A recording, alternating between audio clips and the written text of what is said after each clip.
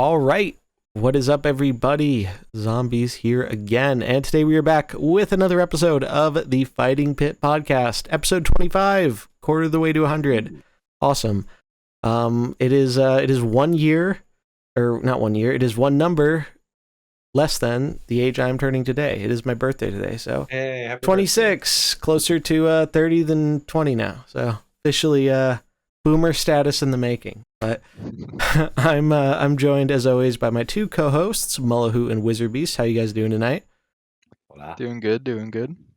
Glad to hear it. So we got some Merc stuff to talk about. This is gonna be a little bit more free form of an episode, but we'll talk some meta stuff. We'll talk about some potential changes we would like to see in the future, probably mostly around buff stuff. As last time we got a 0.0 patch for a new expansion. There are quite a lot of Mercenaries buffs that happen to come along with it, so I think it's not outside the realm of possibilities that could happen again. And if that is going to happen again, we can take a look at our handy-dandy calendar here. The expansion's dropping on the 2nd of August, but they usually put out the patch for the expansion a week before release, just in case of any bugs or anything like that. So 26th of July. That is a little bit, it's a little bit over 2 weeks from now, like 2.5 weeks or so. So yeah, we'll probably see some stuff there. I don't remember if the rewards track resets then or on the new expansion. I think it's the new expansion. New expansion. Yeah, okay. So we'll have to wait until expansion release date for the new mercenary, but there should be a new mercenary with the track. So I take some guesses on that one. Really curious what it could be. I mean, last time we got a Murloc with Mercy, and it's possible we could get Sir Finley. You never know.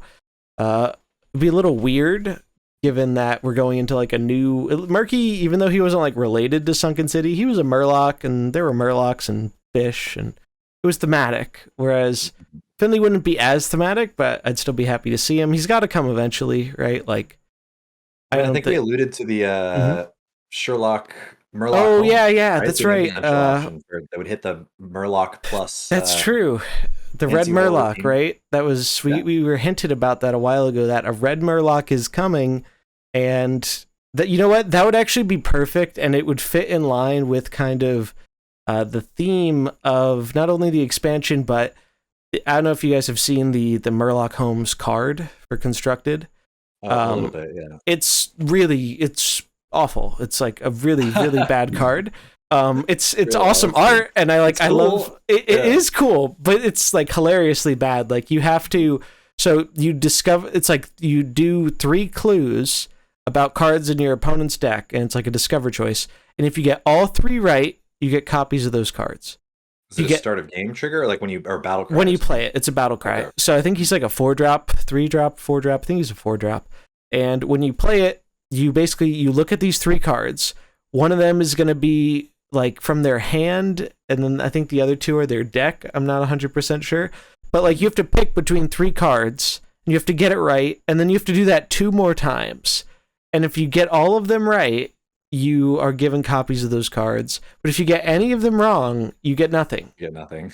You go home, do not pass go, do not collect $200. It's too hard. Like the decisions right now are too hard to like actually get it right. Like I feel when I first saw that card, I was like, oh man, this might be like too easy. Like I remember what was it? I mean, there have been mechanics where it was like guess the card that like that is in their hand, or like just like guess something. Like yeah, guess it's existed before, and it was like pretty easy, quote unquote.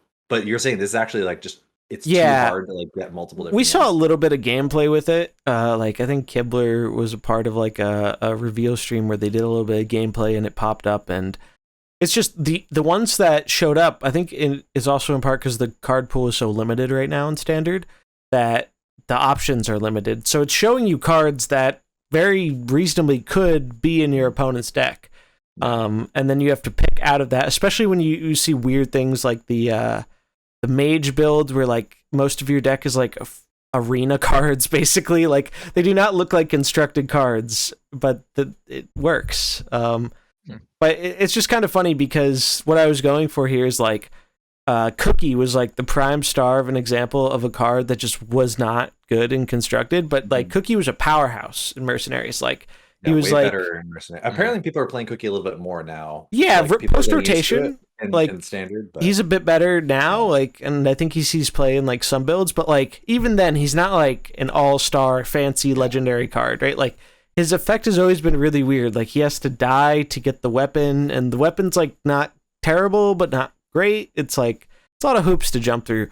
But the point of mentioning that was like it would kind of be like Cookie in a way where the card in constructed is like awful, but like the card in Mercenaries could actually be really good, and that'd be really fun if like we could get a good Murloc Holmes or his sidekick Watt Finn. Would be like, I love the flavor of this upcoming set. So, and I figured they've got to tie some stuff into it when we do eventually get the next big Merc drop. It's obviously a ways away. We probably won't get that till more around October-ish, I think. Like the next expansion. Yeah, it's like the mini set, right? The mini set is when we get it. So like the expansion's coming in August, 2 months after August. It will be October. That's kind of when I expect it. Mid-October-ish. But I'm curious because obviously we got the Nagas from Sunken City. I'm curious. They've got to like do some characters tying in, and then they'll probably do some like just other iconic Hearthstone characters. I really like the mix we got. Like, I think that's one thing that's like definitely worth talking about is like they pulled from a really great pool of characters for this last big Mercs drop. Like it was like, I think people expected a lot of these characters to show up, but I don't think a lot of people really expected them to show up so soon. Like I didn't think we'd get all the explorers and the old gods. Like I was thinking, that'll maybe happen sometime in the next year or something. And whatnot. Yeah, honestly starting to spook you of like, all right, I know Blizzard IP is deep, but like we're ripping through a lot of the like mainstay characters. Like exactly what you're saying. I mean, like who jumps to mind of like the big like groups or like sections of characters that we're missing? Obviously, like there's the other games. There's like more of the StarCraft and more of the like Overwatch or Diablo. Overwatch can make its way in. That'd be kind of sweet, actually. Like the Dragonflight, I get like the like that's the biggest one I think that's like stuff. Not here yet. Like Mali, like but after Mali, that, Sarah, I mean we have a lot. The next drop I could see, especially tying with the expansion, would probably be the Eternal Ones. So that's like from that one, like the main leaders basically of all the new zones. So you could do like the covenants basically from that. So like that could be maybe something that comes in with the mini set, like for the more theme, how we had like Nagas for this. That's what I'm guessing. But yeah, otherwise besides that, I don't know. They could maybe start doing more tribe kind of related stuff. Like maybe start hitting more on that, because we see like there's a lot of tribes that just like some people have tags on, like the dwarves, and there's like the blood elves, the night elves. So they have like all these different types. I think there's now even like they probably do like ogres and stuff too.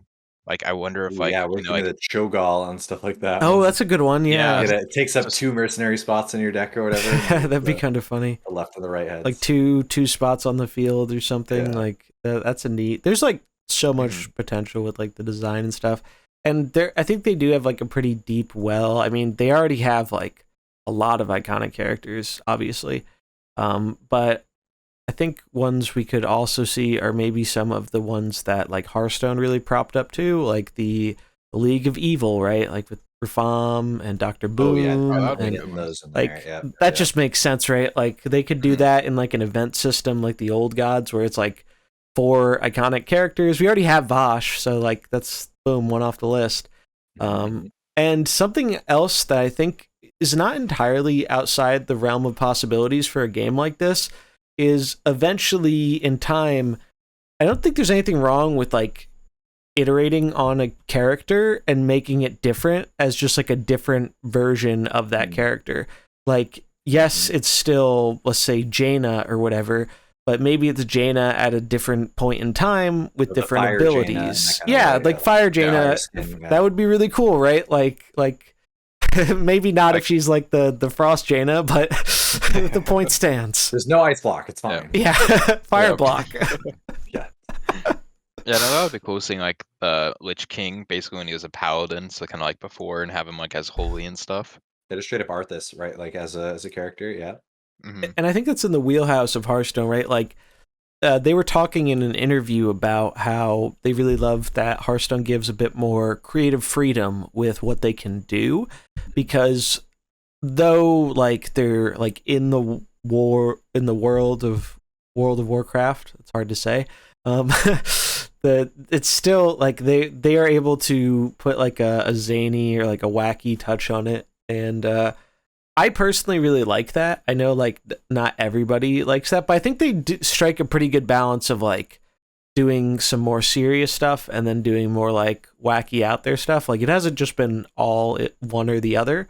And I really like enjoy that. And I think this is kind of a similar thing where like you don't necessarily have to go out of your way to, because we're already very, very rapidly approaching 100 characters, right? Like the game launched, like 9 months ago ish. Yeah, 9 months ago. And we've already almost doubled the amount of characters in it. And that's even after changing the release cycle. Even with the release cycle change, which I think generally has been a pretty good thing for the game, looking back at it now, the amount of characters we've got hasn't really like increased or decreased that much. Like it increased a little bit from the beginning, but since then it's been pretty consistent. It's just it went from being 4 or 5 characters a month to, hey, you're going to get almost like 20 all at once. But that's like 4 months of drops basically, and you'll get like 1 or 2 sprinkled in between, little event here or there, and a pass merc and stuff. And I do think it would be nice if we could get like maybe like 1 or 2 more like in the in-between time, just to like shake things up a little bit. And I think that is really how you like drive people into this game, are the events. So if we could have like a little bit more event stuff, like it's a fine line, right? You don't want to be overwhelming people with events and stuff, but like from what I've noticed doing the content creation stuff, the events draw people into this game. And then they're like, oh, wow, there's actually like something cool here. Like I was just doing this because I like Yogg Saron and I wanted this free fancy skin. And I've had a bunch of people be like, yeah. And they're like, damn, you know, I really wish I was playing before because I wanted to get the other old god ones. And like, you can technically still get them, but like not for free, most likely. Like good luck getting that diamond for free. It's the odds are not in your favor.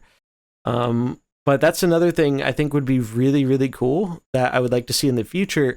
And I think this would also help with new player acquisition and stuff. Like do like a event throwback thing or something. Like for the people who didn't do an event or something, you could do like a week or 2 weeks or something where it's like, hey, this event is back or whatever.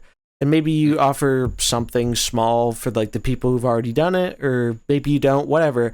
But it would be cool if they could give those opportunities to people again, because I guarantee you there are people who are like I know one of our own Pauper players, Kpar, was mentioning how when he started Mercenaries, like he wasn't able to get the Diamond Leroy when he started. Like he started during the Leroy event and he really wanted that Diamond Leroy. And I saw this too, because that was when I was playing EU still. And I thought, oh, I had this free-to-play comp, all it needs is Leroy, I'll just get Leroy real quick. This was back when it was harder, too, to do the missions because you didn't get all the later ones if you beat Winter Spring. So it just was not possible. Like, I didn't have enough time, and I wasn't putting in enough time to make that happen. I think there are a lot of people in that boat who it's like they might have started when an event was going on, and maybe they got the Mercenary, but they weren't able to get all the way to, like, the Diamond skin or something. And I know he was like, after that, he was like, I never wanted like have an event where I can't get the 10th thing. And they've improved the events a lot in that respect. Like I think the Yogg is probably the easiest event we've had so far in terms of like new players being able to fully complete it. The only tricky ones I think were maybe that full caster one, and there's one where you have to beat a fight without anything dying on heroic. Those are the only 2 I think can be a little bit more challenging, but even so, I'm pretty sure you can beat them with a budget comp. So I think they've really improved that. Like you want it to be engaging for new players, but it's really hard, or not new players, established players. You also don't want it to be like, you guys remember when they started the events, they were like, these are aimed at established players. And I think that's kind of a mistake. Like, it's great if you can make it work for both, but like, these are bringing in new people. This is something you should really use to bring in new people. And I think they've kind of learned that as we've seen them like improve, and no bugs this time, pretty much. So that's great. Good. I mean, if anything, the only players that were around when the first events came out were enfranchised, like pretty much established players. I feel like so they almost targeted the only existing player base, and it went really well. And I think they were, like you said, I mean, I think the correction that they ended up taking was better, of it being easier, and it's still a challenge to go all the way, but you can go most of the distance and feel rewarded, and not like you necessarily miss something. But yeah, it's funny to think that it almost felt like they only had one player base to work with, which is not normal for most of these Hearthstone games. So, but they adjusted. They're figuring it out. So, and I really, really did enjoy that they finally mentioned in the patch notes last time, like, hey, this mode exists. We know it exists. We care about doing this stuff for it. Like, that was basically the first time, I think, since like launch, we've gotten like a real commitment of, hey, we're not just gonna like give up on this.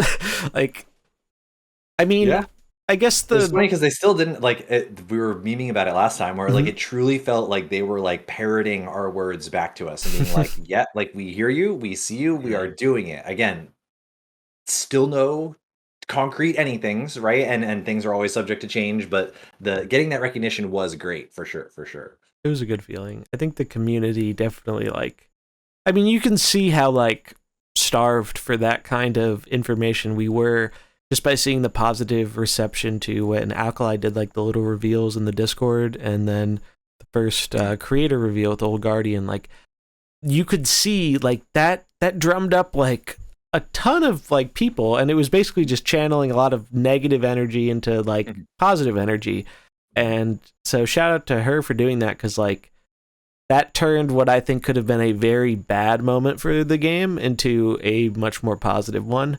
So that kind of stuff matters. Like we've talked about, you know, like player sentiment and all this stuff, because like without direct communication, players draw their own conclusions, right, about the game. Like, for better or for worse, people are making up their own minds because the game isn't telling you. Blizzard's not telling you what this is or what this is supposed to be. Like, they're just go figure it out. You guys can figure it out. We'll talk about it later. And 9 months later or something, we've gotten bits and pieces of information here and there.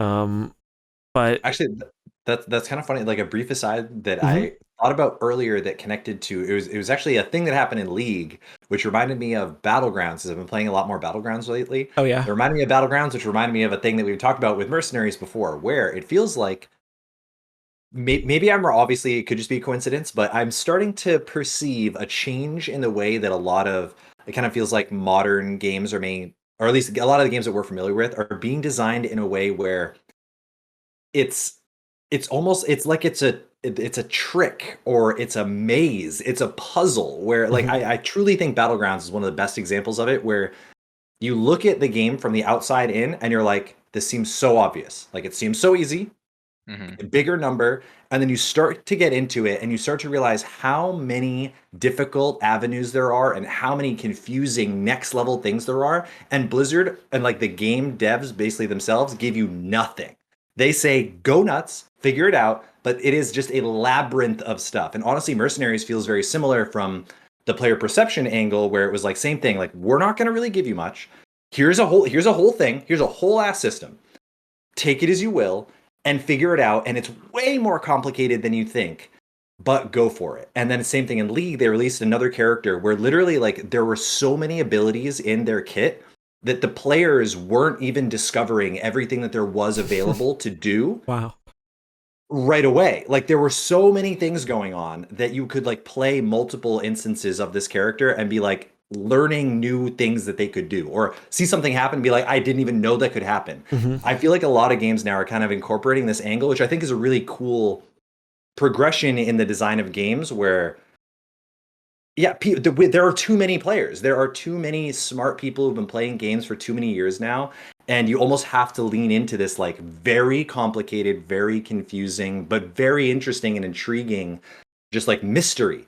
And it feels like Mercenaries, Battlegrounds, and League in some cases, and I don't know, maybe there's some other games you guys can think of that would match this, but I'm starting to witness this phenomenon a little bit. And I think it's a cool one, but it's a really complicated and just, I mean, an endless one. I mean, like maybe like Hades and those kind of things as well are very much so like, whoa, the depth is essentially infinite. And this is the kind of the new era of games like that. Yeah, and it's cool because that can also draw in, new audience. Because it's always nice when you're discovering something when you're playing a game, like having that cool interaction that like you're not gonna forget. It's like, oh, this happened and it was amazing, That's always kind of gonna stick with you and like be like that was part of the game that I just played and like And it like wasn't this obvious. interaction. Like it just had, it just you stumbled upon it in some cases, Yep. or found it after working to find it. Yeah. Yeah, so it's just cool to have those like interactions, especially with like Mercenaries, especially when it first came out. No one knew like anything really about it, and especially going into the PvP, there would be all these different comps, and then you would learn all of the different lines and everything, and it would be just cool figuring everything out. So yeah, especially even going on further, there's gonna be new things that we just keep learning, and still even now, like I feel like up until recently, still been learning all of the new interactions with different characters and stuff. Yeah. Yeah. Maybe Especially, that's honestly a big part of it, is like the fact that these games kind of they release like this ocean of information, and then as things change, you have to like retroactively or like just like go back and look at like, okay, wait, all these things that we thought we had already learned or knew, how many of those have changed? And many cases, I mean, it's kind of like Magic too, in a very similar way, where it's like, all right, there's 50,000 cards. Sure, all these new cards came out. You thought that you would have grasp on all of the interactions up until now, but how many things have changed? What do you have the time to go back and look at and uncover and kind of work with that someone else hasn't found yet, that nobody else has found yet, right? Like it seems like this incentive to make a game that even when you have a million people playing it concurrently, they still can't figure it out. That would make sense to be the future of games, and it really seems like we're starting to see examples of that now. Yeah, it's I mean, kind of. Yeah, go ahead. I was gonna say Hearthstone kind of does that with the I forget exactly what it's called, but it's like the mystery card back to kind of figure those things out. Oh yeah, Where those are there's Oh like super yeah, cool. Yeah. yeah, there's like huge discords and it's taking people like forever to find like those puzzles where are you have to go. crazy. Yeah, it's like huge puzzles, and it's really cool because they even had that in a WoW, and I actually did two Oh of them in really? it, where it would be a secret mount that you would unlock, but it Yeah. would be like a task of like 20 things that you would have to go throughout the whole world, and it would be like brand new puzzles that were never even in the game before. So it would be like really cool just doing all of that. And I remember still, it was one of my favorite moments. Is the very last puzzle is it would put you in basically like a dungeon by yourself, and there's no monsters or anything, but it's just rooms. And you'd go through a door and you'd go into another room, and there would be like walls that'd be open or closed. Oh And you'd right. have to figure it out, and it would be a maze. And I literally had a sheet, and I would have to connect and figure which rooms connect to which rooms. And you had to find like color orbs and match them all across. And then once you did that, your character would basically go back to sleep, wake up, and then you would have a mount in the mail. So it'd That's be like cool to find these like huge kind of like maze things that you'd have to go through. And it's like really, I guess, accomplishing like once you get through all of that and have all of the fun even going through the process. So it's cool to see games like have these things in it. Yeah, like it's really grown a lot in that respect. Like there are all these communities now who it's like people have to try the most outlandish, crazy shit to figure that stuff out. Like I watched some of the solution for one of those. There's literally a spreadsheet because it's different. There's like X number of different ways, so not everyone can do it exactly the same. sneaky. And at least in the Hearthstone one, and so literally like there's a spreadsheet where you can input stuff, and one of them it's like they solved it because the sides were actually representative of Rubik's cube, so someone had to like make a Rubik's. It was crazy. it was actually like some devious minds like crazy. I don't know how they come up with this, and I don't know how people solve it. But I think that definitely speaks to reaching, at least with these like bigger multiplayer games, kind of an acceptance of, hey, we could put like all of our best people on this and try and like make this balance like perfect and do all this stuff. But like realistically, the players are going to find more and break more stuff in the first hour of release, or maybe a little bit longer in Mercenaries because obviously we have to grind up. But let's say like Constructed, there's going to be more playtesting done in the first, we'll just say day, right? Make it a little simpler. There's going to be more playtesting done in that first day than was done over months and months internally. It's just, bigger people have talked about it before, and other people who have been like involved in the game design side of it have talked about it before. And it's just like, it's not possible to like sometimes you'll, get lucky and you'll strike it right and there won't be like anything super outlandish that happens, but like it's just so hard to like actually get it like right without, and that's why we have balance adjustments and whatnot and things like that. But I think that's kind of like the reason games are like trending this way, is like kind of an acceptance of like live service kind of becoming a much you have to play bigger around model. the fact that there's a 10,000 person Discord or whatever, just like for every game, for every part of any game now. Like in a certain way, it's an unenviable position as a game designer now, where this is a brand new territory. People designing games even 15 years ago, like, there weren't Discord communities you had like forums, right? Like that was like the OG, like Discords now are just like OG forums kind of like brought to this very like animated life, and it's true. You have to tackle the world in such a different way now. Yeah, it's very different, but it's neat to see it evolve, especially as someone who's played games for years and years and years. It's like the games didn't used to have to worry about that at all. That it was kind of like the old Miyamoto quote. It's like a delayed game is eventually good, but a rushed out one is like bad forever. And it's like, that's not really true anymore. Like some games have had disastrous launches, like truly like terrible. Like I think a great one, No Man's Sky was a great example of this, where like they sold people on a game that didn't exist when it came out. Yeah. Like they made all these like broad promises about what the game was going to be and all the potential, and then it was like it didn't live up to like a quarter of that. But now, if we look at it, like, gosh, 4 or 5 years later, that game is like huge and thriving, and they actually added a lot of the stuff that never made it in when it came out, and there's a huge community behind it, and it's actually had like crazy success because of that. And I think it's just a great example of like things, whether we like it or you don't like it, is irrelevant. Like most of these big game companies are transitioning more into the live service model, and that's something I do think Hearthstone doesn't get quite enough credit for as a game. Is like, it's not perfect. Like there are things that can be done better, and we've talked about them before and we'll talk about them again, but the general work that goes into like maintaining a game this big with like so many live service aspects to it, like looking at other comparable games, I really do think Hearthstone does like one of the better jobs. Like they are constantly pumping out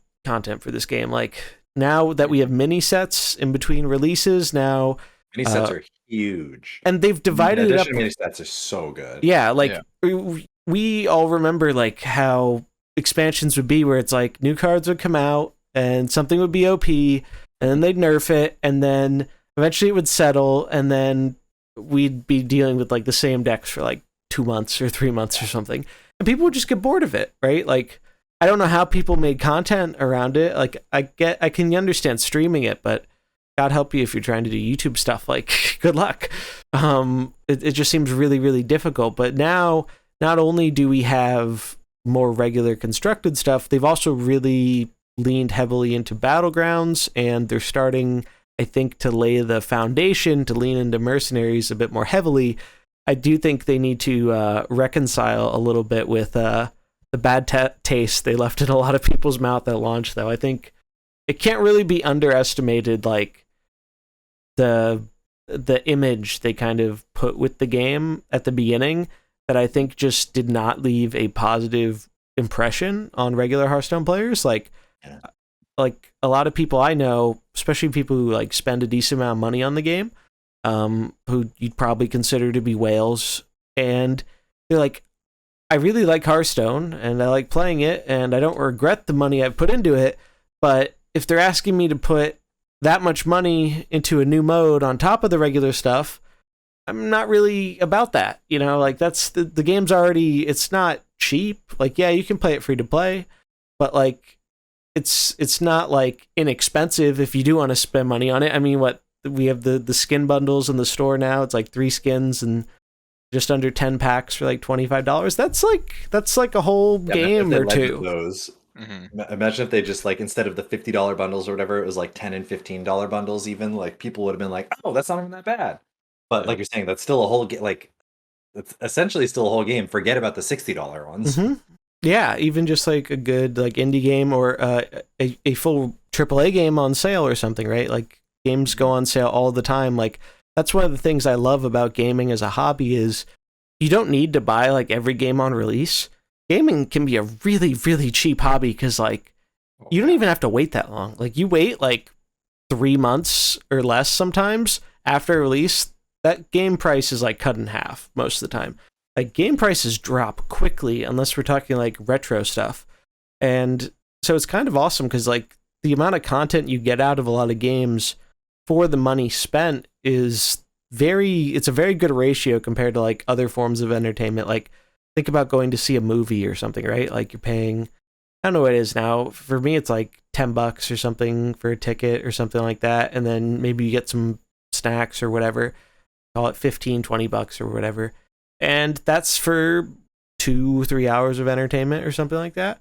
So like, I know that's how I've justified a lot of the money I've spent on Hearthstone over the years. Like, yeah, I've spent a lot of money on the game, but I look at the time I've spent on the game relative to the amount of money I've spent on the game, and it's like pretty good, like in terms of like entertainment value costs. Like it oh yeah, I think it's just comparing it to almost any, like even if you're picking stuff like as a meme, like food, like literally like, just like people that just like rip endless amounts of money on just like because they like good food or like they just like food in general. And like to me, that's always, I mean, I've been a weird freak when it comes to like my appetite my entire life and has just been super weird. But I've never been someone who like was an endless snacker or anything like that. But it's so easy to just rip hundreds of dollars a month on all kinds of, there's like literally just like food that you eat and then it's just gone forever. You have, your brain is happy for like a couple seconds and then you're full and then you keep going. But like it's just this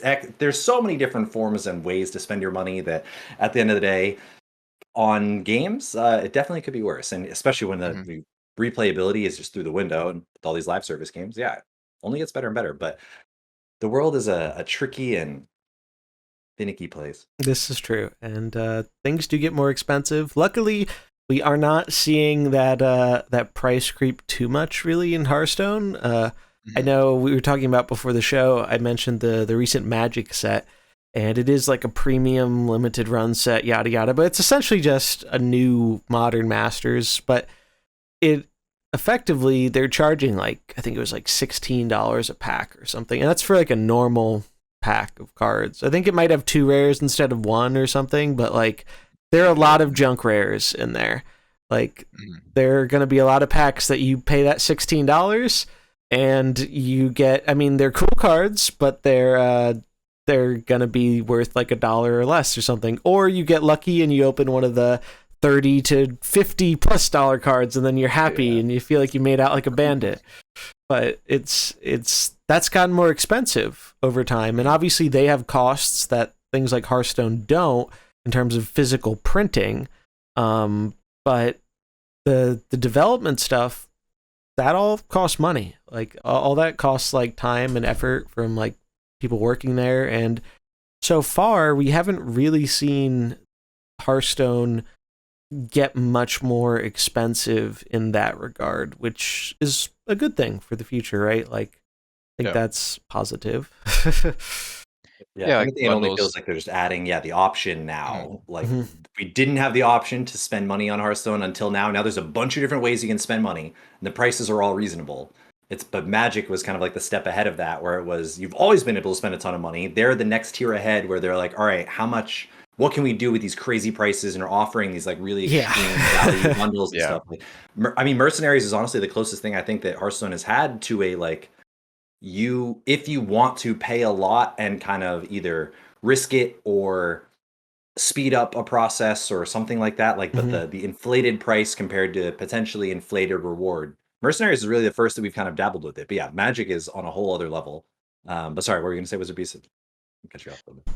Yeah, I was gonna say basically kind of how you're going off though, like with different prices and everything, like on Mercenaries and stuff. Mercenaries been definitely the highest, I would say, of all the modes for sure. Especially when we saw those pre-order Mhm. purchases where there was like what 3 bundles and they were, I think all of them were like 50 above, and there was like the Sylvanas that was like 30 or Yeah, something. 250s and a 30.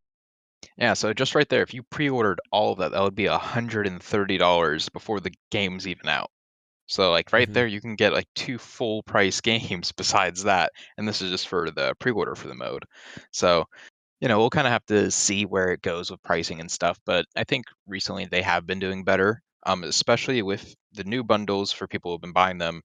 Like if you already own the mercenaries, now at least it's like guaranteed gives a skin for them, which is a lot better than just like however many coins it was. Yeah, the Because coins thing was trash. It was awful.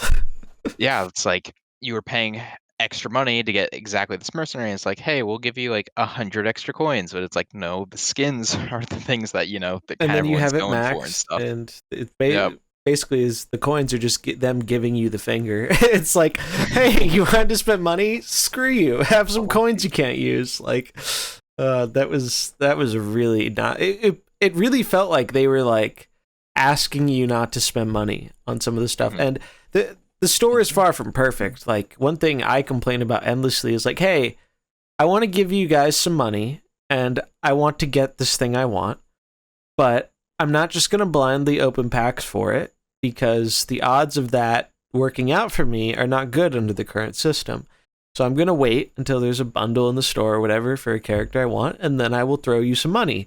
But you know what really impedes that progress is when they keep throwing me this fucking Edwin bundle for the 5th time, and I have Edwin maxed, I have all his skins. They threw me a Chi-Chi bundle. It's like, why? Like, I have all the skins, I have him maxed. Like, do you think I'm gonna buy this? Is it just like, at this point I'm convinced the selection is just limited. Like, they have a small pool, because I've seen it multiple times. It rotates. It's like Edwin, what was Anduin, Malfurion. Anduin, Malfurion, Edwin, Longjin. It rotates between like the same like 5 or 6 or something, and it's like, fuck off, Edwin. I don't need you right now. Like, it, and that's like literally, from my perspective, costing them money. Like, hey, if you threw a Queen Ashara, or I could pick Queen Ashara in that place of Edwin, you would have some more money from me. But you're not, and you don't.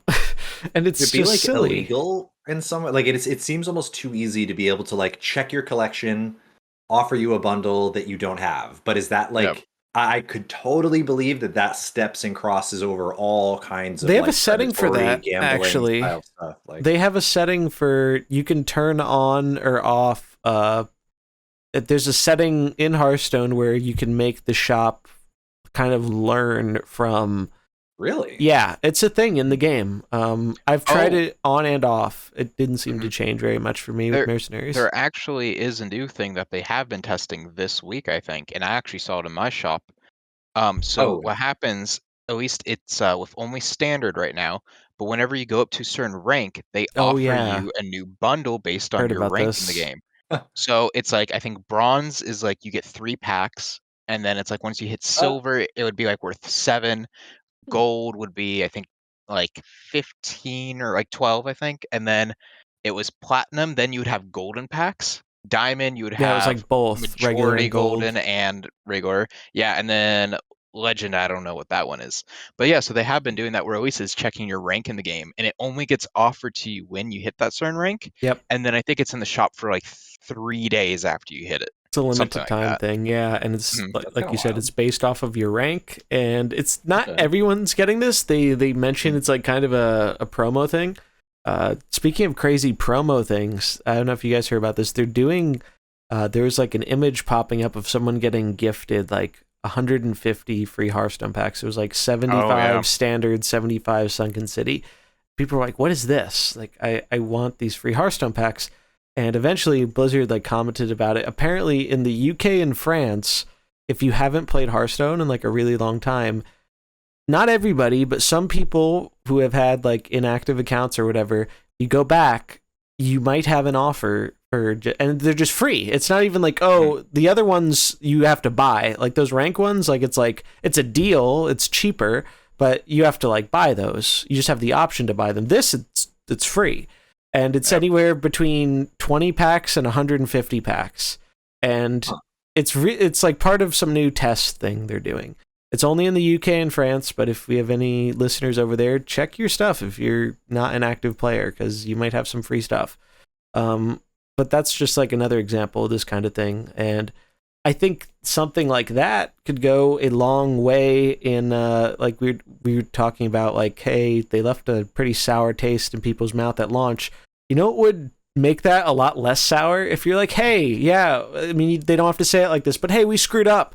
Like we rug pulled you a little bit, and to make up for that and give this mode another chance, here, have like 30 packs, have 50 packs, whatever, on us or something. Like, give people like a head start or some reason to do it, and like, because they know the value of that, right? Like they know like that's worth some money, like, and whatnot. And I think they didn't even fully like explain perfectly how rare the diamonds were when those pre-orders were a thing. Because if you tried to get a diamond on launch outside of those pre-orders, good luck. Like, you were spending an absurd amount of money. I dropped a bunch of money on launch because I realized I really wanted to get into the PvP, and I was trying to like speed my way there. And I got like nothing for skins. Like, I remember my first skin, I don't even remember how many packs it was. It was far too many. And my first legendary skin, it was for fucking Illidan, and it wasn't even one of his cool skins. And it was before he was buffed too, so he was just useless. And it was like his elf version before he became blind and stuff. And I was just like, you're kidding me. Like, for a character, like, and that was after spending like a bunch of money on packs, opening at packs, and it just was not a good system. Like, it was probably good for their bank account, but it's not sustainable in the long term, because you're not, with all the issues the game had, you're not going to be having that many players wail out, because like the future felt very uncertain, and whatnot. So I think it would be very smart of them to, when they do go through with, hey, we're adding the endgame PvE, I don't know how, but it would be great if the main game PvE could be cleaned up a little bit. I'm not really sure the best way to do it, but I really think there could be something here if they found a way to make players like have to think a little bit more, or have a little bit more of a challenge in some way. But it's like a really tricky thing, right? Because like, they should have the normal stuff there for like new people, so they can just like breeze through it. But maybe this is like a legendary mode, or I think this game would actually kill with like a roguelike or a roguelite mode, where it's like repeatable. Like, I think a lot of people loved the idea of, hey, Slay the Spire meets Hearthstone. Like, there are people who were sold as soon as they heard somebody mention Slay the Spire, right? And I understand why. I've played a lot of that game, and it's awesome, and it's literally endlessly replayable. I'm never booting up the Slay the Spire, and I'm like, oh, this is going to be boring. I'm going to replay the same map I played before with the same team. No, it's different every time. And I think Mercenaries tried to do that a little bit with like the treasures and maybe to a lesser extent like the speed tie stuff, where things happen differently and there's some RNG, but it's not enough to keep it feeling like a fresh experience. Like, if I'm doing a bounty on normal, I know I'm going to win.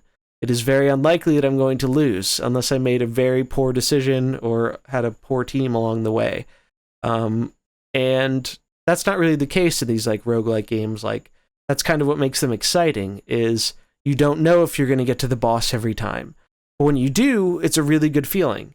So like, to me, that's like a huge thing that's missing from PvE, and maybe that'll be the end game, but I think it'd gotta be, right? Like, you'd have to imagine they're gonna, because if they don't do that, right, like that can, in a sense, that's kind of what you're saying, is like, if you don't do that, like, what is the PvE? And then you can't leave the other thing. We're gonna wait for another third time. It seems like the first most obvious thing to do would make some kind of infinitely repeatable / procedurally generated run that isn't just like new people. Like, literally all it has to do is like take a random bounty from, or like a random bounty fight from any different map, and just randomly throw it in there and stack up 10 of those. And if you can do the 10, then you get a boss that's a random boss or whatever, and it's jacked up, then you do it again. And it's a new 10 every time.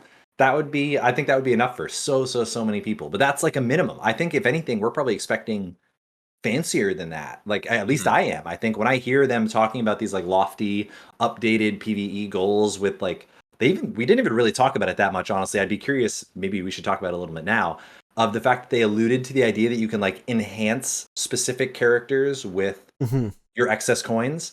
We didn't really say what that might be, but they made it sound like it was going to extend out of the PvE potentially, that like you could give them an augment of some kind. Maybe you have to earn it or buy it, or maybe it just stays in the PvE, but I don't know. But I'm kind of expecting a lot for the PvE once we get there, not just shuffle up every bounty and spit out 10 at a time. Yeah, I think it's going to be a full like new separate thing. And I hope it is like they have whole new mechanics in it and everything that like would be cool, and definitely more than just new bounties that are harder. I want definitely a better experience in all of that. And then also how at least they are building just outside of the actual PvE, like bounty is now at least that you can use the extra coins somehow into it. So it's also something a little bit outside of that too, instead of, oh, mercenaries are maxed. Now it's just whatever's in the bounty. So this might, change your ways, kind of like maybe you could do like different abilities or something going in, or you roll for that. So, kind of like in that roguelike aspect sometimes where you run through things a lot and you make your guys stronger. Maybe it's something like that. So that would be cool if there's kind of like, imagine if there was like a talent tree for like instead of mercenaries, but like just for your whole party or something, like an overall thing where it would be like stats or like new abilities or treasures. Like that would be something really cool. It's like only for this, say like it was the legendary mode. So it's like only legendary modes, you have like a talent tree for that.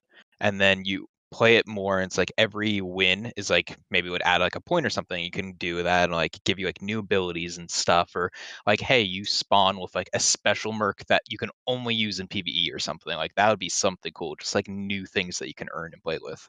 Yeah, that's a good thing to talk about. I think I'd have to go digging for the exact quote, but I think the thing Mullahoo was mentioning was when they first kind of mentioned, I don't know if it was talking about the excess coins or endgame specifically, but they were basically saying, hey, yeah, we're going to have a use for excess coins. And one of the things, or I don't even think they said they said, basically our idea is they're going to be able to power up your character more. But I think the way that they said it, they made it pretty clear that this was going to be a PvE thing, because the problem is you really can't do that in PvP unless you're doing something relatively simple like increasing levels or increasing skill levels across the board. You have to make there be a cap for everybody. Because we've already seen the issues, right, with current PvP where it sucks when you're not maxed and you don't have that extra 5 HP or that extra 2 damage or something, right? Because is it going to matter all of the time? No.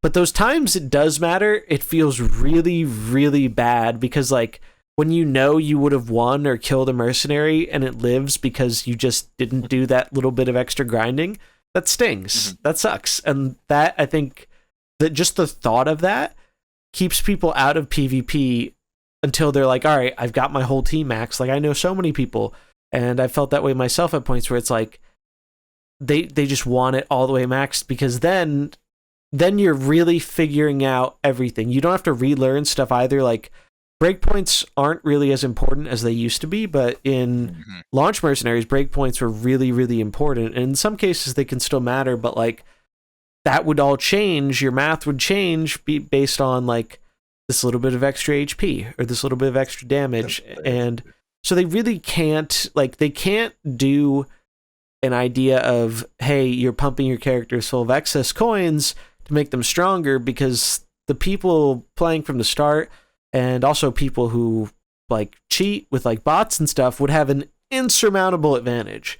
Like, it would just, then the game would legitimately become essentially pay to win, whether that's with money or time, because I could take my 30,000 Rokara coins and make a really jacked Rokara, and I could bully people in PvP with it, right? Like, depending on what the buffs do. So I think that has to be a PvE exclusive thing. There's still cool things you can do with that.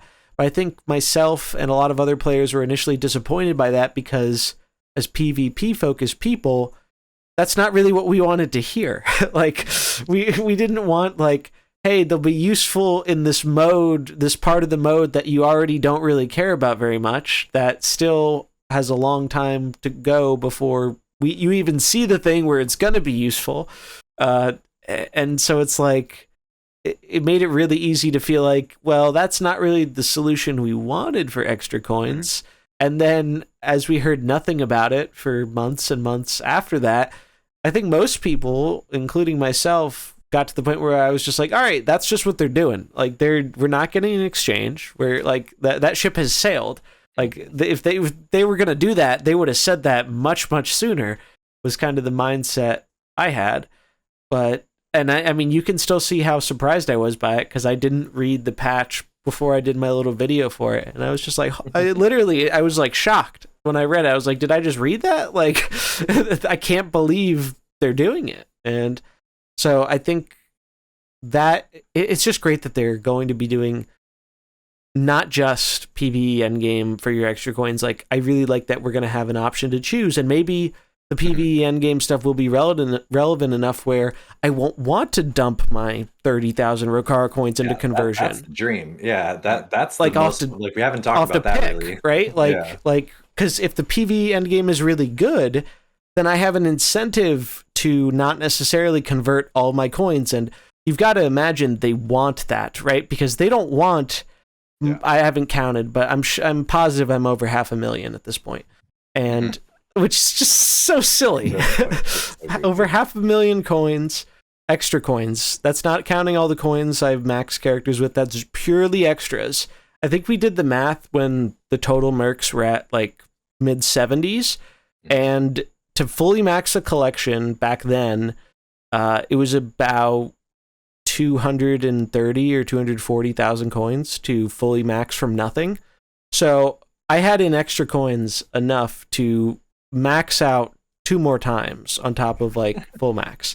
Like, that's just silly. And it really feels like the only reason that system has been in place is because that is kind of the way they get like the ultra whales, like the 2,000 miles below the sea whales. Like they're down in the dark depths and they have the fattest of credit cards, and they're just like, all right, like, I'm going to drop my $1,000, $2,000, $3,000 trying to get all these skins for this game. And in theory, you could spend that much money and not end up with all the skins, like, which is pretty absurd. At first we were talking about, hey, you could get a game or 2 for the price of this pre-order. Now we're talking about like, hey, you could buy like a kind of shitty used car. Like, yeah, the insane ludicrous. I mean, and obviously like Diablo Immortal got kind of panned for a similar type of thing. It was like, what's up with these ceilings that aren't actually there? Like, that is maybe that the ceiling is the weird, sky. Yeah, maybe that's this like weird negative side effect of the thing that we were talking about before, of these like, as the games almost have to get like so complex, but like that type of complexity where it's just like an endless sprint in one direction, like that's certainly not what anybody wants. Yes, obviously it probably makes a lot of money because some people try, but that's a good example, of like complexity, or kind of like a trick or a labyrinth for the player that isn't actually a positive one, or it doesn't have anything positive aside from just like the high of gambling, right? Exactly, yeah, pretty much. That gets scary pretty quickly. Do you think they would ever get rid of the max bonus? I don't think the they plus would. Plus 5. If they introduce the way to use excess coins, essentially, do you think they ever back up on that and say, okay, you know what? You don't have to worry about the stats anymore. Like, everything that you use your excess coins for now is a choice, essentially, right? Because I think that was a part of why people felt so bothered by the max bonus stats from before, where it was like, it's not like my opponent chose to do something cool and made their guy fire type, and I'm playing a full water or a full grass type deck or whatever, and I just got owned. No, it was just like they they just have bigger numbers than me. I have the exact same character as them. They didn't make a choice. They didn't choose almost to max their character in a way, or there was no like talent tree type of decision like that. Yeah, there was a skillful choice. Yeah, exactly. So like if they introduce multiple ways of being, like, do you want to cash it in for more characters? Do you want to make this character sick? Do you want to make this a different form of something? Do you think they ever revert the max bonus? I don't think so. I would love them to. I don't think it's ever gonna happen. It's just they would need another carrot on a stick to get people to max. Like, because right now that is your carrot on the stick, right? Like, how many characters have one or two items that are just totally awful that you're never going to play with? You would just never level those, right? Unless like something comes up down the line later, but like you would never level those because you wouldn't need to get to max. Like, that's what I'm doing with Yogg right now. He's my last Merc I need for full max, and I have like 45 1-1 runs to go with him or something. Not bad. And he's fine with it, but I'm leveling up his item, and it's his middle item, and it's the one that impacts his like ability that makes another character attack. And it's like, I'm never going to use this item, or at least currently the other two items are so much better, no plans to use this item. But I'm still doing it because I want that extra attack and that extra 5 HP, because especially in the old Gods comp, when he gets maxed out, both he and N'Zoth are at 80. And what that means is Valeera will not auto-target your Yogg Saron. Now, there could be an argument for leaving him unmaxed, and that's actually been a weird thing that's come up a few times, like specifically with Reno and Chi-Ji in a build Frankie popularized, was you wanted an unmaxed Reno and a maxed Chi-Ji, because then Valeera always went for the Reno, and if both were maxed, she would go for the Chi-Ji, and you did not want that because it would mess up the plan for the comp. And that's a really weird thing too, because once you max, you can't opt out of it. You can't say, all right, I'm just going to take these coins back, or I'm just going to take my old stats back. No, like, you're locked in. And we saw, even at launch, they actually talked about this a bit at launch, and I'm kind of glad they didn't do it, because I think it would be a nightmare for PvP balance. Is someone mentioned it made sense to not level Sylvanas' skill 1, because if you kept it low, she was slow, and you could combo it with Diablo's Apocalypse.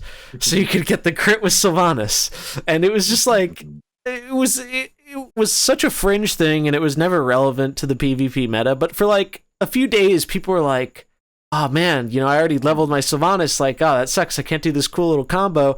And even one of the developers, I think, said, like, maybe in the future we'll make it so you can like pick or something. I don't think they're going to, but don't fucking do that. It would be an absolute nightmare. Can you imagine seeing your opponents like Vol'jin or Sylvanas or something, and just being like, all right, this is somewhere between 4 and 7 speed, and we're going to find out when they use it. Like, it would be awful. It would be awful. It would be hard. I mean, if any, it would be harder, and it's one of those things where it'd be impossible. It would be cool. Like, it makes it even more difficult. But by God, this game does not need to get harder. No. That is the last, like, on the tier list of things, on the laundry list of things to change or help or affect about Mercenaries. Increasing the complexity of, or just difficulty of, an average game is. That part is great already. Let's deal with everything else. Let's deal with accessibility. Because if anything, we're going to run into that problem later. Where once we finally make it accessible enough, I honestly think that people will be turned off by how hard it is. Like, I remember just when I was streaming it, people would be like, how do you play this game without a calculator? Like, how are you not needing to, like, and obviously just like playing it all the time and getting used to it. Like, for someone that just jumped into Mercenaries, it would just blow your mind of like the math that you would have to do every single turn in various permutations of potential outcomes for like 10 turns straight for just a single game. It was literally playing a game of chess every single game. And I think that might actually end up biting us in the butt. But right now, the entrenched players are either very used to it, very already skilled at it, and so that's why they've been able to hang on almost as long as they have been, or they are just willing to put in the work to learn it. But or they just don't play PvP. Yeah, or you just play PvP. Yeah, right. Too. Yeah, and I'm just talking about PvP for sure. But I honestly think that when we make the game more accessible, I think we're going to run into this interesting new problem of like, okay, the game is so dummy hard. do we do anything about it? Is there a number crunch or whatever? Because I still look fondly back on the early, or like, there's nothing like the good old like the Excel spreadsheet team builder mercenaries, like the carry out Rome and Thrall and just Samuro just doing numbers on an Excel sheet. Like that to me is just a feeling in mercenaries that we'll probably never recreate unless we do a number crunch, unless we actually do, right, like get rid of the max trait in some way, or like rechange all the numbers, or do one of the crazy like speed shifts that we've kind of talked about, of like everyone's 10 speed faster, or everyone's like 30, like who knows what, right? But I can't wait to see if we run into that kind of barrier down the road of like, this game is hard. Yeah, and kind of going off what you're saying, like a number crunch, I think eventually we'll have to, because even just looking at this last drop, WoW loves them, Diablo loves them. Like it's been a precedent in like most Blizzard games. That's true. Yeah, because the one thing like even we're seeing right now is there is a huge power creep basically happening right now. Like looking at a lot of these teams, maybe not so much at the start, but especially with like some end benches where you can have like Tyrion buffs and Elise buffs and other things, like mercenaries are like having like sometimes like 30 to 50 attack, and it's just like, oh, they act and my other mercenary's dead. Yeah. Or there's like never now saw that. yeah, and same with like Sylvanas now. I see like on average there's like an 80 attack Sylvanas coming in. And it's just like, what do you do against that? I was like, oh, I'm gonna kill the 80 attack Sylvanas. Wait, she hits me for 80 on everything. Yeah.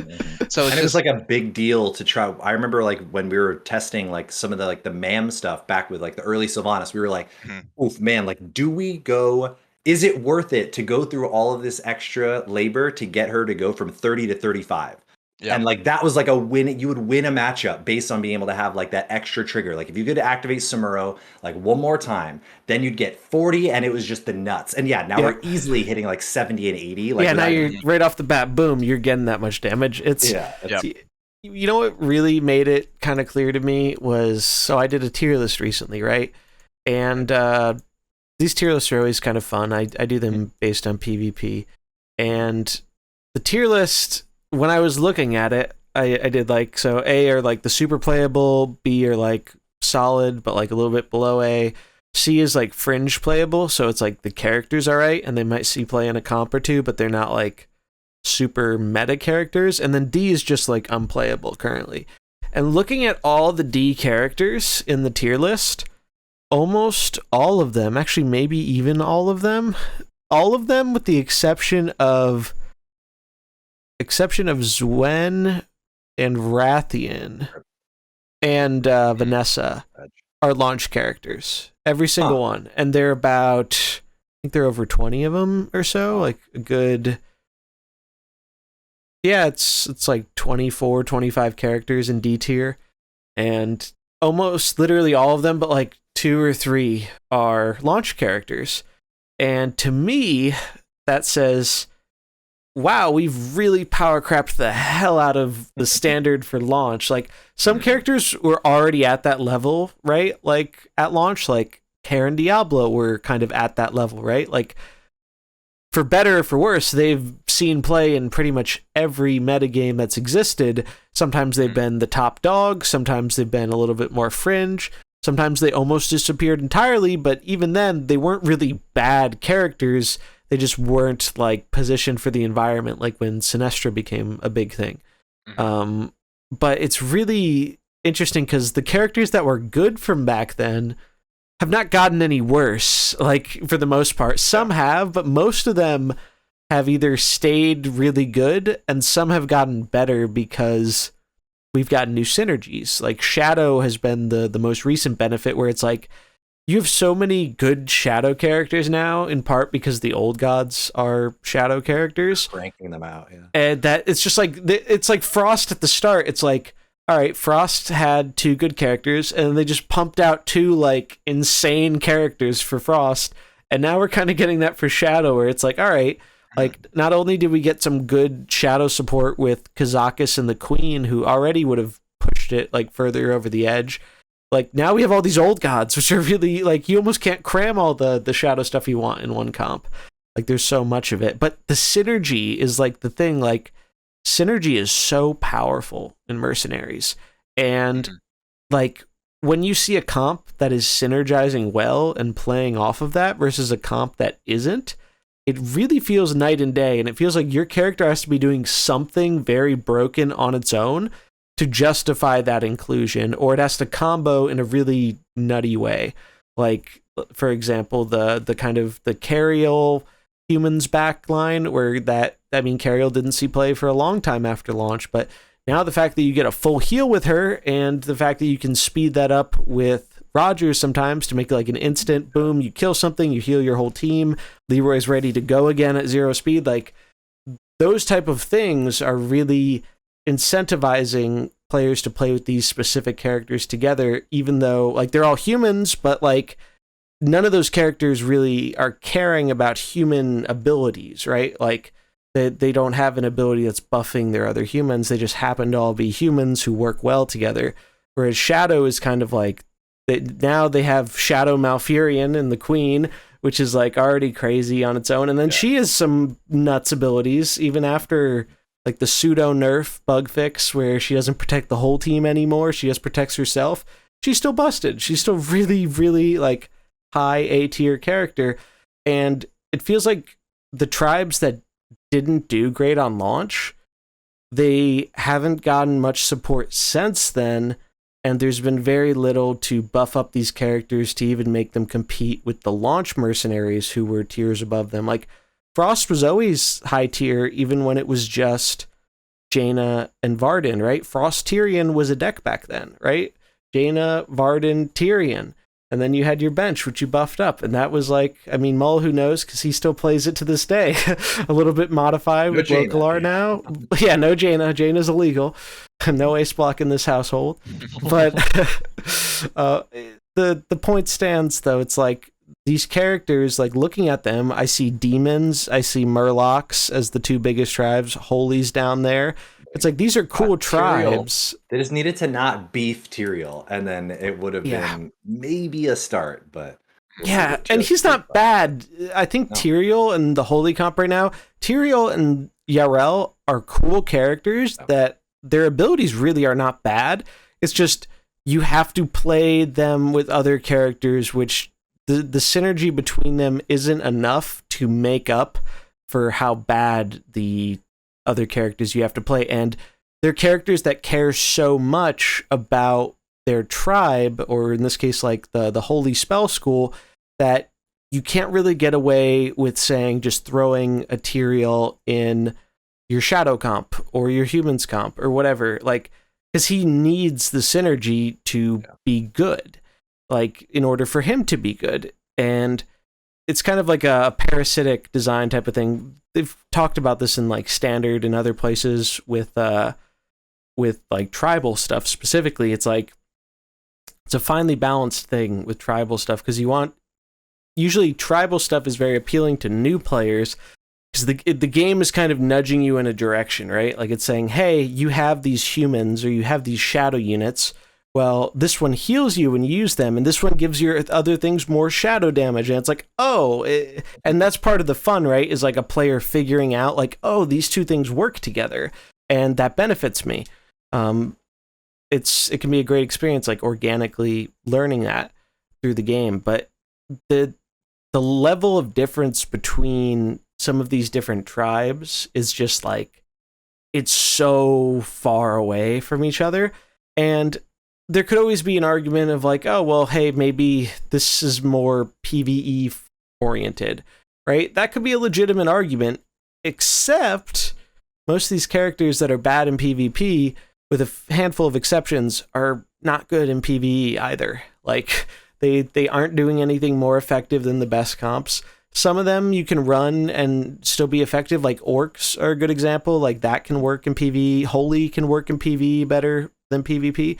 But like Murlocs, for example, Beasts, like it's still not really good. And even the ones you can play in PvP, or not PvP, in PvE, they aren't as good as like the best comps, and it's like not close. So that's why when I did like, and I'm still planning on doing a new player guide thing soon, an updated one, it's like I recommended cores to people, because like I'd say like the Fire Core or the Frost Core, because this is a comp that not only is it good in PvE, so you can do some farming and get more characters and coins and progress, but you can also just take those same characters and you're already more than halfway to building a PvP comp.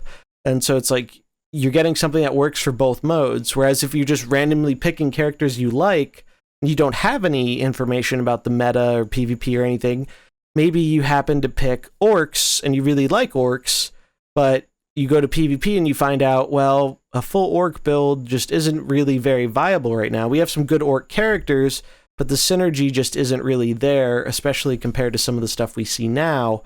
And with that power creep stuff, the threshold is really, really high for some characters to see play. Sometimes, like, Tyrion's not a bad character, but the bar is so high to be able to lead with a green right now that he doesn't come close to that bar on his own or with synergy in the current pool. It's like that bar is so high because you need your character to get value quickly or get value when it dies.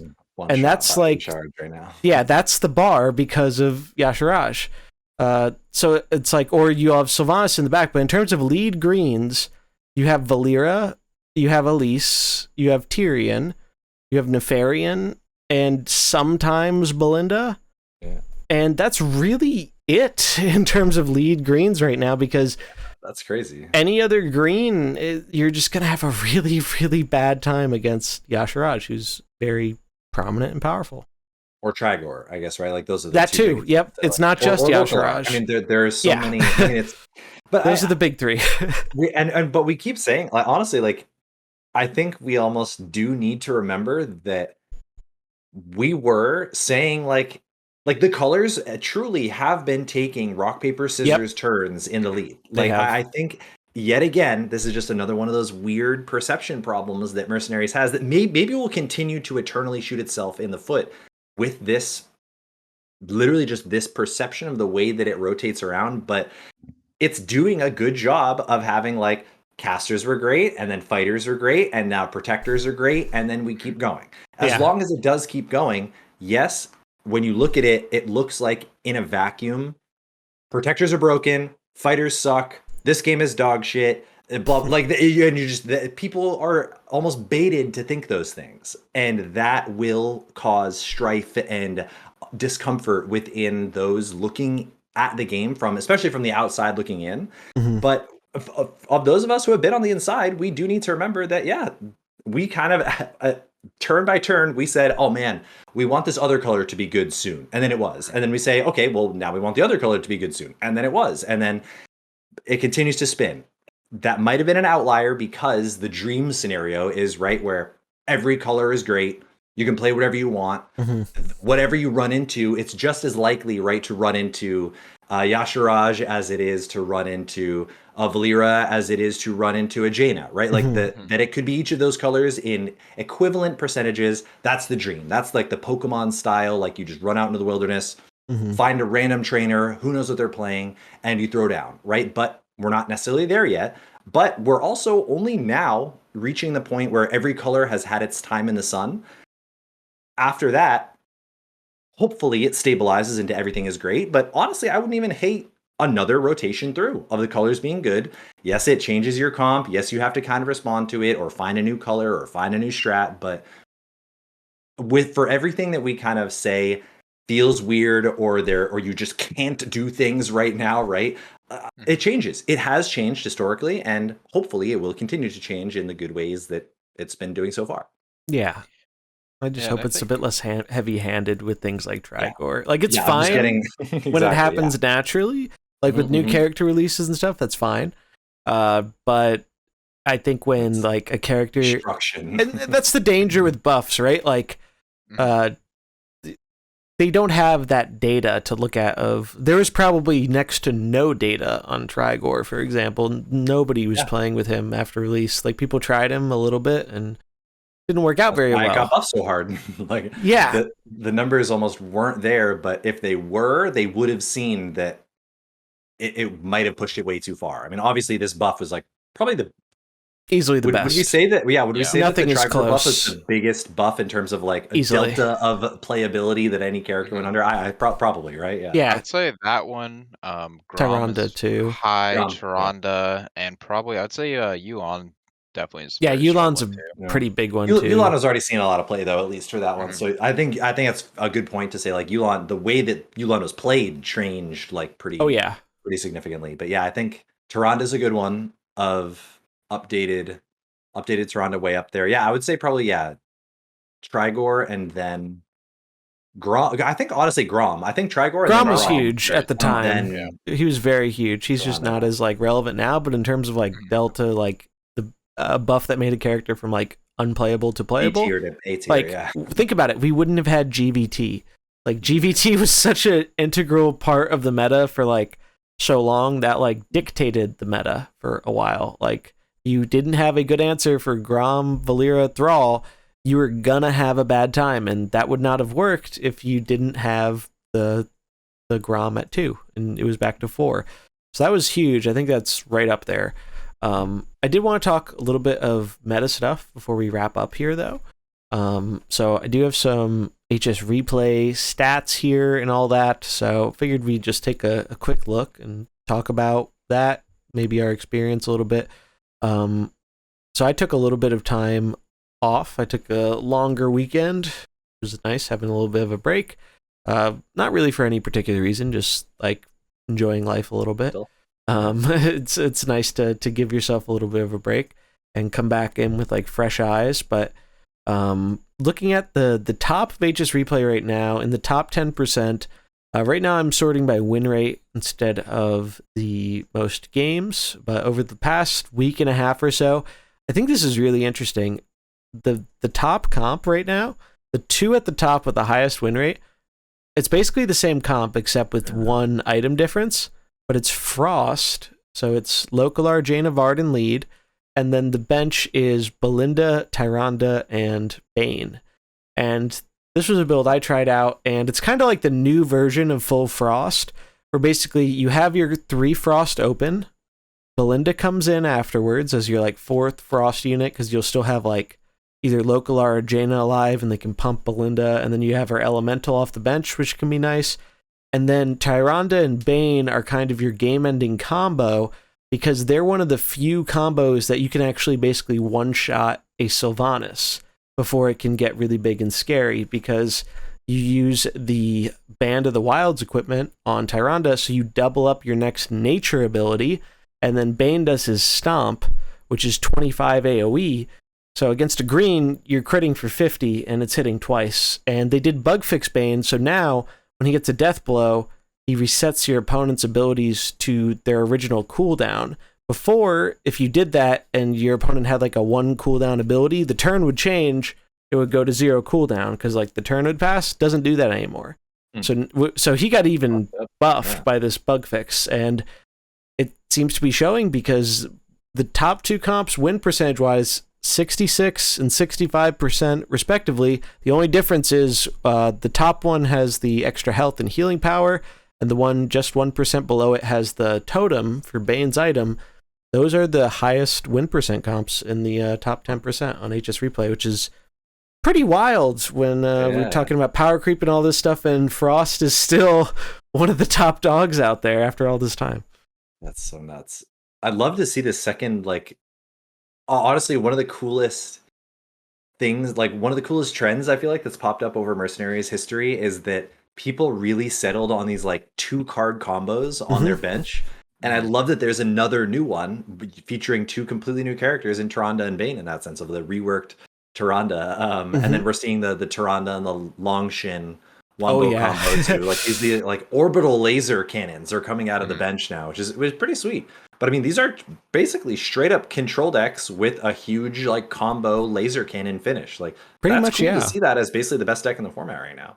It's and it's like, also I do think, even though it's like far from perfect, the format is in a pretty good place, because it doesn't feel like there's one comp where you're like last meta where you just queue up and you're like, all right, I can beat pretty much everything. I think Frost, you do have a little bit of a chance, but the being able to get like the top percent with it, the RNG makes it a little bit out of your hands, and I think that's also keeping it in check a bit, because sometimes the Varden will high roll you and sometimes it will low roll you, and that can make a pretty big difference. Like on stream today, Varden just kept sniping my Yashiraj, and I was like, you've got to be kidding me, the only character it can crit, and I have summons on the board, so the odds are even lower. And but over, like, I think so that's helping to keep Frost down a little bit, and like, because you can't, or it's a buff though, like it's a little bit of both. Like, that's the thing. If this is getting 66% with a change to increase randomness, like at what point do you think that increase of randomness is actually making it better? Like Varden's individual DPS technically went up by like a lot in a way, yeah, everyone for a little bit. The fact that it can just nuke someone for 30, 60 in many cases with that opener is... And the double slow or triple slow is really huge sometimes too. So it really feels like the Varden nerf, it was kind of a buff to skill 1, but it was a nerf to cold snap indirectly. Because I do not get snapped nearly as much because the opponent can't rely on where their damage is going to plan for... hey, they're going to be this amount slow next turn, and they're going to take this much damage, so I can set up a snap. And I know some players really liked the snap. It could be fun when you were doing it, but the gameplay experience when you were not, and especially when snap was being sped up to 2, was incredibly miserable. Having a turn just taken away from you is definitely probably one of the worst experiences in the game. And they did it a lot. Like, it wasn't just like one turn. It was like, okay, turn 1, I'm going to freeze one of your things with the elemental. Turn 2, I'm going to freeze all your things with Varden, and then I'm also going to gain damage off of it, too. And then it just got really, really absurd. So I'm not surprised it's still one of the better comps, because, like, Varden was our first real and only quote-unquote nerf/rework, and they did not kill the character. They clearly don't have a desire to, when they nerf or change something, they don't want to kill the character, which is... I think it's a good thing, right? I don't want them to Warsong Commander some of my mercenaries, right? Like, that's why I like the buffs, but some nerfs I think are still needed, or reworks or whatever, just to help with long-term health of the game. Like, Trigor isn't, like, great for long-term health. Let's look at a few more comps here, though, before we wrap up, because I just think it's really neat to see. Elo range are we sorting by? This is top 10%, so 7,700 plus MMR, and it's going from the last patch, which was on the 27th of June, so it's been like a week and a half or so of data. Do keep in mind, the Frost comps at the top do have a bit of a smaller sample size. They're about 300 games each, so it is possible those numbers do go down as more people play them. Because especially with that variance in RNG, that's a lower sample size. Whereas when we see things like the next comp below it, which has over double those games, 770 games, pulling in a 64% win rate, that might be better than Frost at that amount of games. Because that's a lot more games, and it's still very high win rate. And that comp is kind of what I think is the new, better version of Nefarian Trigor Valera, and it looks to just replace Valera with Reno. And I think the idea behind this is it really probably improves your matchup versus Shadow, because the old version with Valera and Nefarian, Shadow can delete your Valera and potentially your Nefarian and just destroy Trigor turn 1 2 out of 3 times. You're going to win that flip, and you're going to destroy them. They can still win, but like almost their whole board is deleted on turn 1.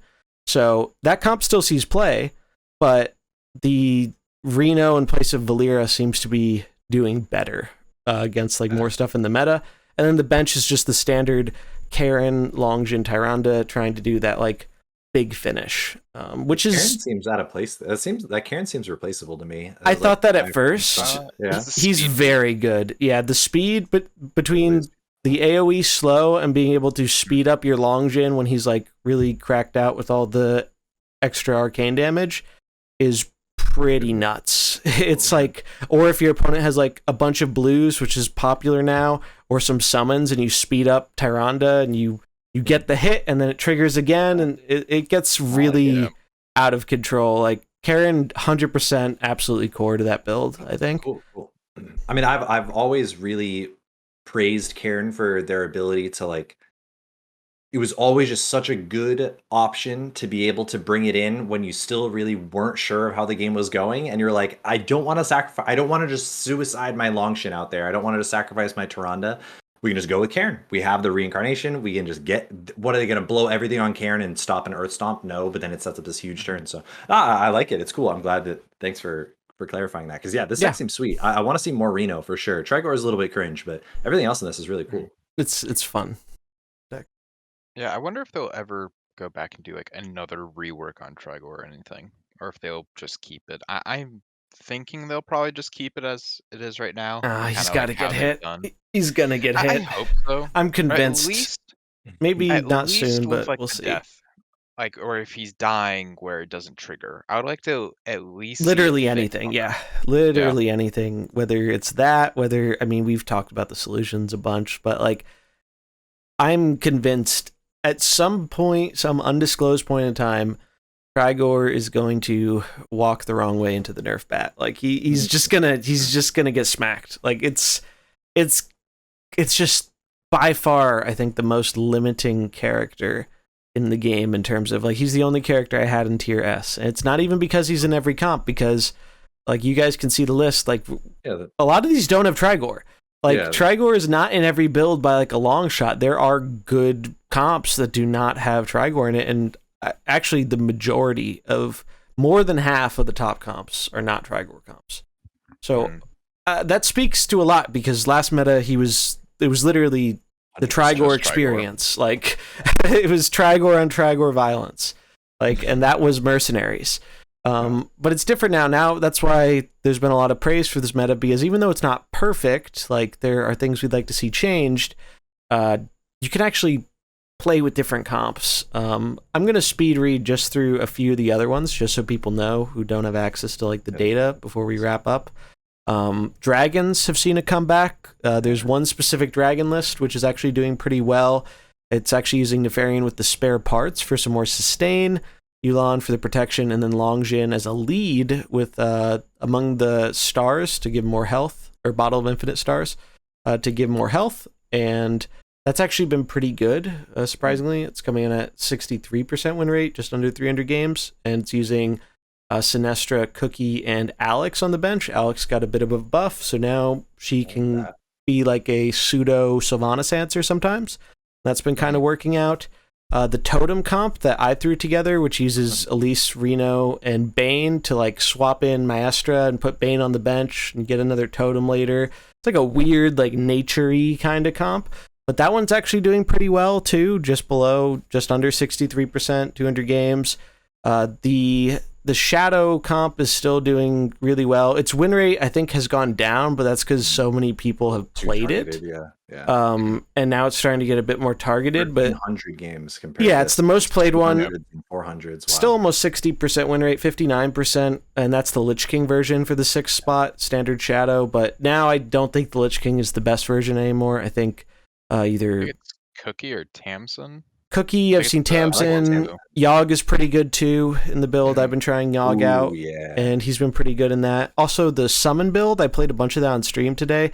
That one's really, really fun, and I actually think they got it wrong using Mark of Yasharaj, because I really liked using the skill 3. You can actually get it down by turn 3, and it doesn't work against every comp, but when it works, it's so disgusting. Like, give all your characters plus 28 attack and attack randomly at 2 speed, and then you can blow them up at 2 speed afterwards, your summons with N'Zoth. Like, it's disgusting. Like, the Old Gods comp probably does it a bit better, but the Cho comp is good against some other stuff that has a harder time dealing with the summons.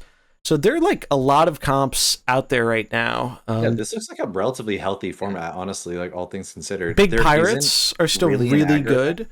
Like, that looks like that's interesting to see. Yeah, the Varden Tyrion Localar, which is the opener that I play, but with a pirate bench instead of the like Karen Diablo Sky Admiral bench. I would say the pirate bench is one of the best benches in the game right now for that build. Like, you should try it if you can. It only legendary is Edwin, and then the other two I think are epics. But the pirates are actually really, really good. I actually had a lot of trouble against this comp today. Like it's still really strong. And then the other big buff comp is it goes a bit more all in. The humans version, which uses Elise and Tyrion for the buffs, and then Reno just for some death rattle value. And then you're really just getting your Leroy, your Rogers, and your Carriel really big. Leroy comes in a caster heavy meta. He just cleans up. He kills stuff. He gets even bigger. Normally you'd be worried about Leroy dying, but then Carriel either kills something that turn after Leroy, or next turn, Rogers speeds her up and gets a quick kill, and then all of a sudden, your giant humans are at full health, and your opponent is like, they just lost a bunch of their units in the lead, and they have to swap in from the bench, and it's just really, really hard to come back from. So those are like, I think a lot of the standout comps in the meta right now. There are still some Trigor comps lurking around. The Valyria Nefarian version. Is there any aggro deck? Like, what is the closest to an aggro deck? Like Trigor, I think, is the aggro deck with a combo finish. Like Trigor, Valyria, Nef, I think is like I'd say that, and Shadow are probably like the premier quote unquote aggro decks because they're just trying to just like punch you down really fast with a ton of damage. Or some builds with Trigor have been using Maestra, because Maestra's pretty mean, where you get in a hit, you trigger Trigor, she comes in, she guaranteed crits something, you trigger Trigor again, and a lot of stuff can't live that. Like, a lot of stuff just dies. There aren't too many Maestra comps on here, but she is seeing play, and she is pretty strong. So I'd say in terms of aggro decks, mainly it's like either you're going for full damage with Trigor, or the Frost, I think, is a little bit like an aggro deck because you're just like big damaging people. But it plays a little bit differently. But generally, the main thing is like you're either trying to set up for a powerful bench, or you're trying to do powerful things in your open, and then you have a combo closeout, whether that's Tyrande Bane, whether that's Leroy and Carriel, whether that's Sylvanas basically on her own, whether it's Longjin, or the pirates, the big fast pirates, like they do insane damage. Also, if you bounce Sneed gets its battle cry again with even more attack. It gets kind of silly. So there are a lot of strategy. That's like the name of the game in Mercenaries right now, is just like a lot of synergy. You're either trying to do something big in the beginning, or you're setting up to do something big in the end game. And that's really just most of the comps are trying to do that. So we are going to wrap it up here, though, because we are running out of time for today. But this was really fun. I enjoyed talking about all this stuff with you guys. For our end question, I figured we would kind of think about what is a mercenary you would like to see in the game. It could be from WoW or Hearthstone or one of Blizzard's other IPs. Just a character you would really like to see as a mercenary, even if it's like super duper unlikely. Like maybe this will never happen, or maybe this will happen in a year or 2 years, or not anytime soon. But like, what is like a dream character for you guys? And let's let WizardBeast go on this one because I know he has to go shortly. Yeah, I think my favorite would definitely be a StarCraft hero. So either like Raynor or maybe like Artanis, I think would be really cool having that come in. And since they have been doing more of these events, they had their second one cross game now. I think maybe eventually they could go into the StarCraft. I can see how Diablo lore kind of fits in a little bit closer to, Hearthstone's more of that still like fantasy type, like dark fantasy, where StarCraft's more of the sci-fi end. But, with Mercenaries, how they've been going, they might eventually go into that route. So I think StarCraft 2 has been one of my favorite games also from Blizzard. So I would love to see like one of those Mercenaries come in, and I think that would be really cool. Cool. Yeah, great answer. I'm all for more cross game stuff. What about you, Mullahoo? What's a character you'd really like to see, even if it was pretty unlikely? Yeah, I'm trying to think of like literally the least likely but the most interesting. And so honestly, I started to look up just like straight up Blizzard games in that way. I think Overwatch is probably the furthest away from entering into Battlegrounds. But I think seeing yeah, I'm sorry, more likely to enter Battlegrounds probably.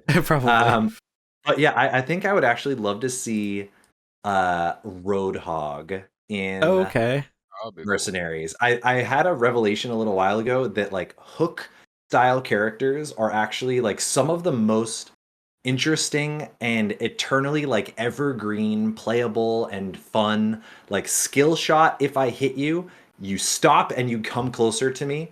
That mechanic is like it never needs to be. It doesn't even have to do damage. You can literally like I think of like Thresh from League and Roadhog and like all these other characters that have like tethers, skill shot tethers that if you're good with them, it's this insanely high payoff with all kinds of crazy interactions in it. And I have no idea what that would look like in Mercenaries, but I'm gonna go with Roadhog from Overwatch. You can do various kinds of like the ultimates can work really well from Overwatch into like the third ability for a lot of these characters. Being able to just have different equipment is something almost like that Overwatch wished it could have had, but never really got into like that loadout style thing. So I'd love to see getting even deeper into the Blizzard lore of eventually tickling some mercenaries with Overwatch. That'd be cool. Yeah, I like the idea a lot. I think if we do get an Overwatch character, it's gonna be like Tracer or someone who's like the face of it or something, kind of like Diablo with Diablo, obviously. But hey, we got Tyrael, so who knows? Back up. That'd be awesome. That was my favorite character in Overwatch. Played a lot of Mercy. But yeah, for me, it's going to be another Diablo character. I know we've already got some of them, but this is one I think is pretty unlikely, and your answer actually made me think of it a little bit, Mullahoo. The Hook. The Butcher from Diablo. The Butcher is such an iconic character, and I believe he's been in all of the Diablo games. I don't think he was directly fightable in 2, but I think he did show up or was mentioned or something in 2. You could fight him in 3. I think he was like one of the original main bosses in the first Diablo game too. So it's like he's been like a super iconic thing, and you're mentioning the hook made me think about that because that's what he does. Like he has this big hook and he throws it at you and he pulls you in and he stuns you, and demon support too. Demon support There we go. Like you want to buff up some demons? You want to give us a new I'd take any of the Lords of Hell, but I think if I could pick one, the Butcher's he's not even a Lord of Hell. He's just a very cool and iconic character that I don't think we'd be as likely to get soon, even if we do get another Diablo crossover. So that's my answer for that one. And I think there's just a lot of cool stuff you can do with a kit like that, and it's a very iconic character. I'd love to see some cool skins for. Can you imagine a baby Butcher skin or something? Like that'd be for any of these characters, like a baby Roadhog or baby StarCraft character. Like that'd be really funny. The old gods are already funny enough as the babies, so that'd be kind of funny to see. But yeah, that's going to wrap it up for us for episode 25 of the Fighting Pit podcast. We do want to thank you so much for watching. If you enjoyed it, remember, subscribe, comment, all that jazz helps with the algorithm, and we really appreciate it. And stay tuned for more mercenary stuff in the near future. Take it easy, everybody. See you guys. Stay safe.